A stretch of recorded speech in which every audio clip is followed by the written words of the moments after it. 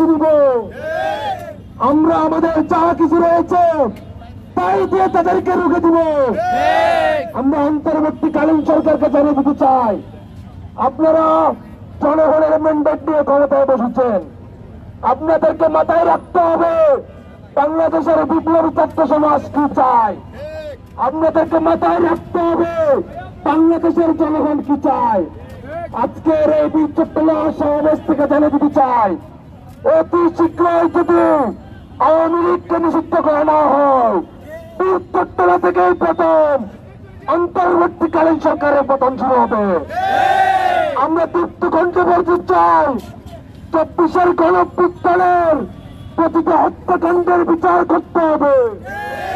বিগত 17 বছর সংঘটিত হওয়া প্রত্যেকটি গুম খুন হত্যাকাণ্ডের বিচার করতে হবে।